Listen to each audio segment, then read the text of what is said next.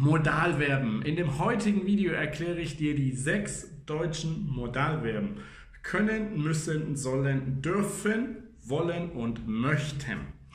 In dem Video erfährst du, wann du die einzelnen Modalverben benutzen musst und wo genau der Unterschied zwischen wollen und möchten liegt.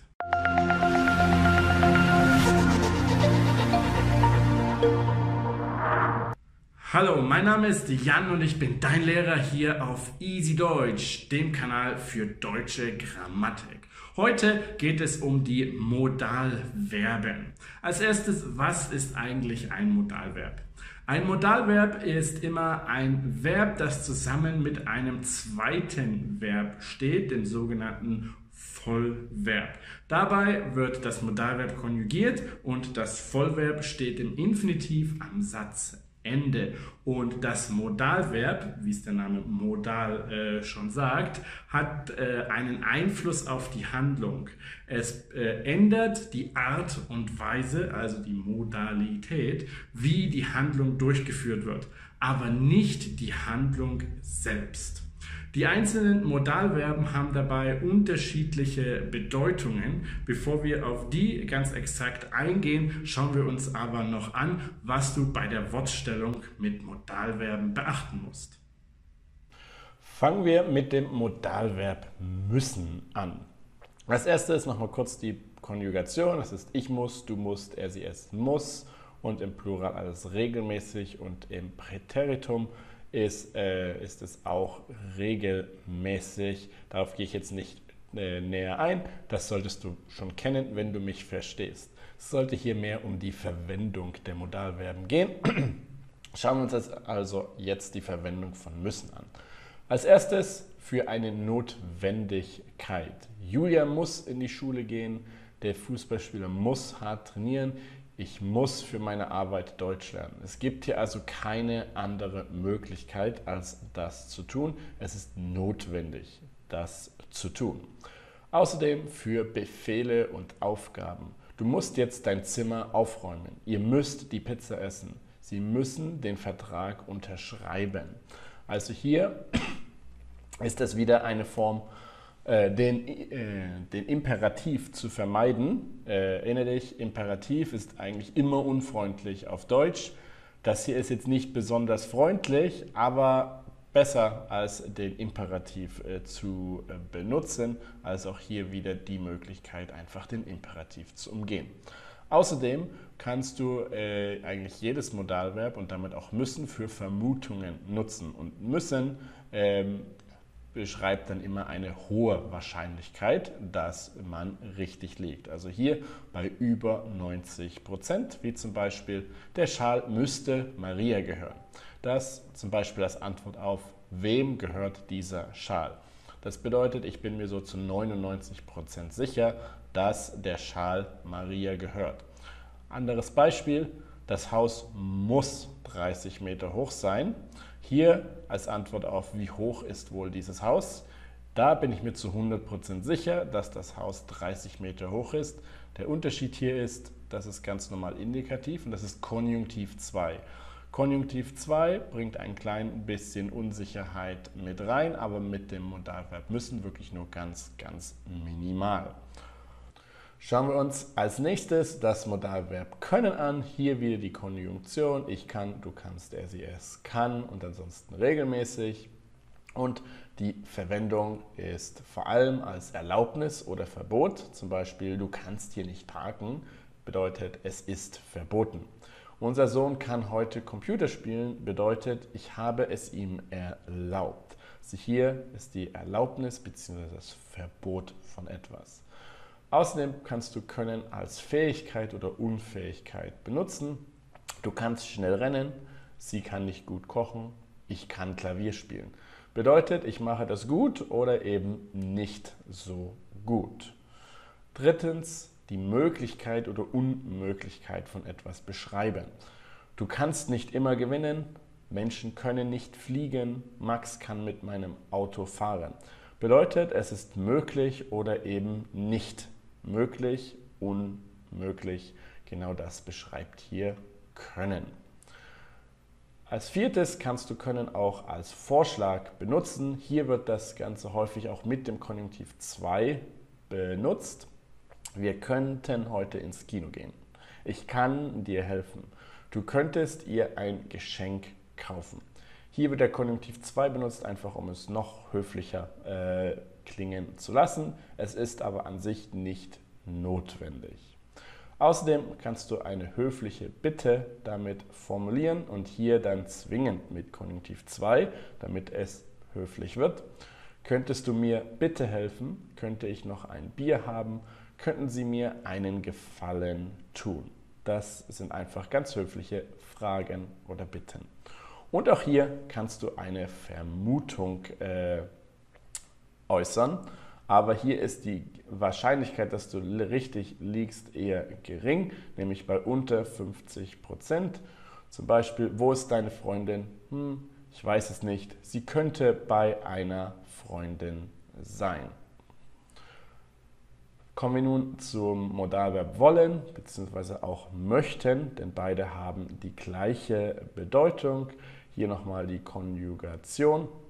Nicht wundern, im Präteritum ist es beides wollen, also wollte, denn möchten ist eigentlich nur die Konjunktiv-2-Form von mögen. Mögen wird aber in der Regel hauptsächlich noch als Vollverb eingesetzt, auf jeden Fall nicht als Modalverb und hier hat sich nur die Konjunktiv-2-Form von möchten erhalten und das ist einfach die etwas vornehmere, die höflichere Version von wollen. Also wollen selbst ist immer ich will das und möchten ist dann einfach ich möchte etwas, ist etwas höflicher und vornehmer, das zu benutzen, nicht ganz so direkt. Schauen wir uns also die Verwendung an. Das gilt immer auch für möchten hier als Wunsch, Wille oder Absicht. Ich will nach Deutschland umziehen. Sie wollen ein neues Auto kaufen. Auch wenn du dich weigerst, dann immer mit der Verneinung. Ich will nicht in die Schule gehen. Jens will nicht nach Berlin fahren. Also es ist im Prinzip auch wie erstens, nur halt, dass du etwas nicht möchtest. Du kannst wollen auch als Vollverb benutzen. Achtung, hier ist das Ganze dann kein Modalverb mehr und du musst das mit dem Nebensatz mit das machen. Hier mal zwei Beispiele. Max will, dass ich das Geschirr abwasche. Bedeutet, Max hat den Wunsch, dass ich das Geschirr abwasche und ich will, dass du jetzt gehst. Bedeutet, ich habe den Willen, den Wunsch, dass du jetzt gehst. Wann machst du das? Ganz einfach, immer wenn das Subjekt zu wollen nicht dasselbe ist wie das Subjekt zum zweiten Verb. Also wenn hier das Subjekt zu wollen, die handelte Person, die den Wunsch hat, dass eine andere Person etwas macht. Also wenn nicht die handelnde Person zu wollen, die den Wunsch hat, die ausführende Person der zweiten Handlung ist, dann musst du das so machen. Hier ist es Max und hier ich. Und dasselbe auch beim zweiten Satz, nur umgedreht, jetzt ist es ich habe den Wunsch, dass jemand anders, nämlich du, gehst.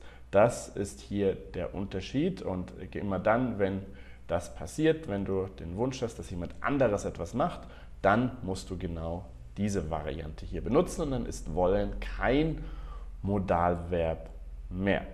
Hier nochmal eine kleine Übersicht einfach zum Unterschied zwischen wollen und möchten. Das ist einfach nur die höfliche Version davon, von wollen und in der Vergangenheit gibt es dann aber nur wollen, denn möchten ist ja nur die übrig gebliebene Konjunktiv-2-Form von mögen und in der Vergangenheit muss doch nicht mehr freundlich sein. Das ist Vergangenheit, also egal. Schauen wir uns als nächstes das Modalverb dürfen an. Hier wie die Konjunktion. Ich darf, du darfst, er, sie, es darf. Und dürfen verwenden wir erstens als Erlaubnis. Wir dürfen eine Stunde Computer spielen, bedeutet, Papa hat es uns erlaubt. Er darf meinen Computer benutzen, bedeutet, ich habe es ihm erlaubt.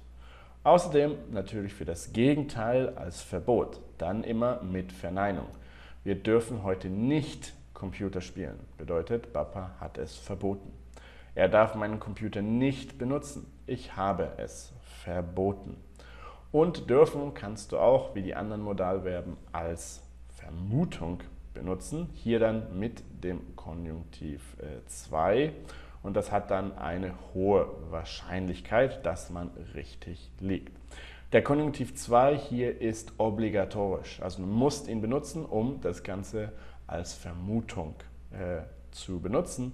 Der Schal dürfte Maria gehören. Als Antwort auf wem gehört dieser Schal? Bedeutet, ich glaube, denke, dass der Schal Maria gehört. Oder das Haus dürfte 30 Meter hoch sein. Als Antwort auf wie hoch ist dieses Haus? Bedeutet, ich glaube, denke, schätze, dass das Haus 30 Meter hoch ist. Und viertens darfst du es auch benutzen, um höflich um Erlaubnis zu bitten. Nämlich darf ich sie etwas fragen, das ist schon höflich, oder dürfte ich sie etwas fragen, das ist dann extrem oder sehr höflich. Als letztes Modalverb schauen wir uns das Modalverb sollen an. Sollen in der Konjugation ich soll, du sollst, er, sie, es soll und hier wieder alles regelmäßig. Worauf du achten musst, bei sollen in der Konjunktiv 2 Form bekommt sollen kein Ö. Also ansonsten wechselt ja im Konjunktiv 2 immer der Vokal zum Umlaut, aber beim Konjunktiv 2 ist die Präteritumform und die Konjunktiv 2 Form identisch. Das ist hier die kleine Unregelmäßigkeit. Kommen wir sonst zur Verwendung. Als erstes benutzt du sollen vor allem als Auftrag an das Subjekt. Ich soll das Geschirr abwaschen. Bedeutet, ich habe den Auftrag, das Geschirr abzuwaschen. Also meine Mutter, mein Vater hat mir den Auftrag gegeben, heute doch bitte das Geschirr abzuwaschen. Die Kinder sollen Hausaufgaben machen. Bedeutet, die Kinder haben vom Lehrer den Auftrag, Hausaufgaben zu machen. Außerdem benutzt du es als indirekte Aufforderung. Das bedeutet dann, jemand anders hat den Auftrag gegeben und du erinnerst diese Person daran. Du sollst den Müll rausbringen. Hier, das ist immer als Erinnerung gedacht, etwas endlich zu tun. Wahrscheinlich zum Beispiel, meine Schwester sagt mir, Mama hat gesagt, du sollst den Müll rausbringen. Mach das doch endlich. Genau das entspricht hier einer indirekten Aufforderung. Vielleicht nochmal der Vergleich zur direkten Aufforderung, bring den Müll raus. Imperativ gegenüber, du sollst den Müll rausbringen. Das ist hier einfach eine Erinnerung daran, wahrscheinlich, weil du auch gern möchtest, dass ich das mache. Außerdem kannst du sollen als Empfehlung oder Ratschlag benutzen. Du solltest dein Zimmer besser aufräumen. Bedeutet, ich empfehle es dir, sonst sind deine Eltern sauer. Sie sollten den Vertrag unterschreiben. Das bedeutet, ich empfehle Ihnen, den Vertrag zu unterschreiben, weil ich denke, der Vertrag ist gut, das passt super. Außerdem kannst du auch sollen als Vermutung benutzen, auch hier immer mit dem Konjunktiv 2. Und das Ganze beschreibt dann eine hohe Wahrscheinlichkeit, dass du richtig liegst, so 60 bis 80%. Der Schal sollte Maria gehören. Als Antwort auf, wem gehört dieser Schal? Das bedeutet, du bist dir ziemlich sicher, dass der Schal Maria gehört. Oder auch, Thomas sollte um 18 Uhr nach Hause kommen. Als Antwort auf, wann kommt Thomas nach Hause? Bedeutet, ich denke, dass Thomas gegen 18 Uhr nach Hause kommt. So, jetzt solltest du wissen, wie die Modalverben funktionieren. Wenn du nicht genügend Zeit hattest, hier die Übersicht mitzuschreiben zu den unterschiedlichen Modalverben, dann findest du sie auch hier unter dem Video auf meiner Webseite. Das habe ich da für dich verlinkt. Und ansonsten würde ich mich auch freuen, wenn du hier einen Like da lässt, und wenn dir das Video und meine Materialien gefallen, dann schau doch mal in meinem Shop vorbei. Wenn du dort eins meiner E-Books oder meine Online-Kurse kaufst, dann unterstützt unterstützt du mich und meinen Kanal. Das würde mich besonders freuen, denn dann kann ich dir weiterhin so viele neue Videos hier produzieren. Und ansonsten hoffe ich aber auch, dass wir uns einfach morgen beim nächsten Video wiedersehen. Dann geht es wieder um die Modalverben und dann erkläre ich dir nochmal bis ins Detail, wann und wie du die unterschiedlichen Modalverben zur Angabe von unterschiedlichen Wahrscheinlichkeiten einsetzt.